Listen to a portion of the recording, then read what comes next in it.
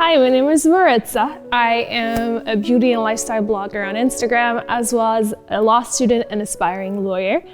My journey online with blogging started with hair care when I started my natural hair journey, and initially I just wanted to share different tips for women of color and Black women since we didn't always have representation and we didn't always have those tips and those resources to take care of our hair.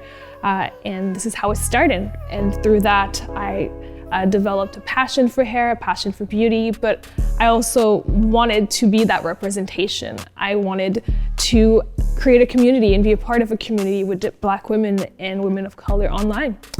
As for my passion for the law and the academic side, I am really lucky in that it permits me to put into action concretely my activism.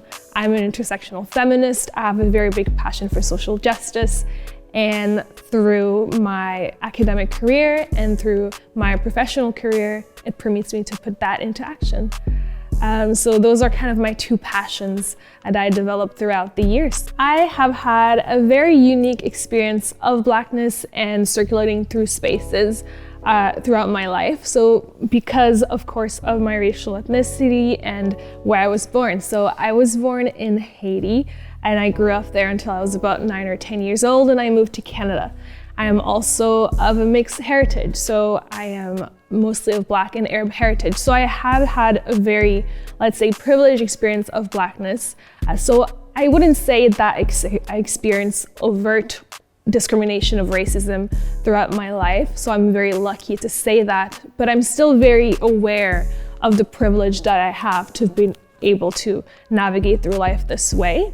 However, the times that I had experienced discrimination or racism throughout my life, I think it's sort of just opened my eyes to the amount of work that still needs to be done of the systemic racism that is present.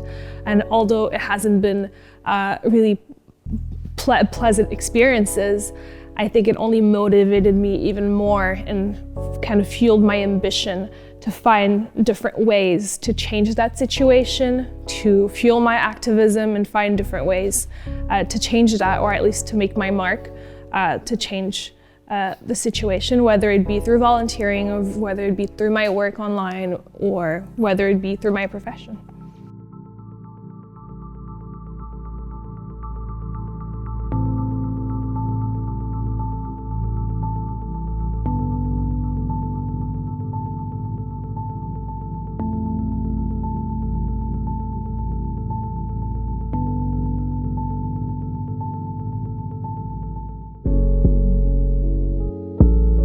When we think of Black history, we tend to think of the United States, the Civil Rights Movement, the movement of enslaved Blacks to South America, the Caribbean, the United States, but rarely do we think of Canada, specifically Canada's role as a safe haven and an ideal place for fugitive slaves to escape slavery and slave ownership. Well, that was the case specifically for the city of Oakville. So Oakville was actually considered a safe haven and a place where a Black community, a Black Canadian community settled and developed throughout the years. I found out about the city of Oakville and its importance as a safe haven towards the end of high school when I read the book Any Known Blood by Lawrence Hill, a biracial Canadian author, and he also wrote the book of Negroes. And his father is also a very prominent figure in the Black community in Canada, specifically in the city of Oakville. And Oakville had a very important role as a safe haven through the Underground Railroad, so it was one of the places that a lot of fugitive slaves chose to settle in order to escape.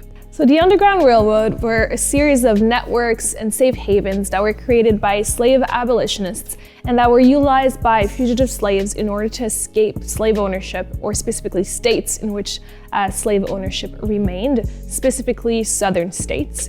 And they used those networks and those routes in order to get to the north. So the Underground Railroad technically started in the 1780s. However, it reached its peak in the 1850s when the United States passed the Fugitive Slaves Act. This act permitted slave catchers to follow fugitive slaves all the way to the north, although they would try to escape. So operators of the Underground Railway created a series of codes and a series of routes, and they would help fugitive slaves get from safe space to another without being discovered. Now they use a series of codes in order to maintain the secrecy of the networks as well as the locations themselves.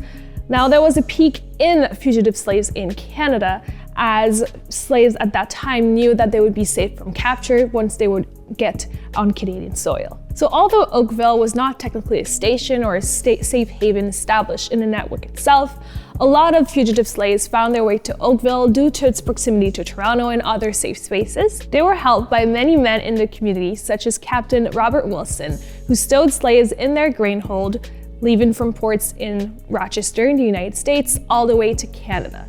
And this is where a lot of Black men and women from the United States established a community permanently in Oakville. So for example, John Costley was the publisher and the editor of the newspaper The Bee, and the African Methodist Church was created by William Butler.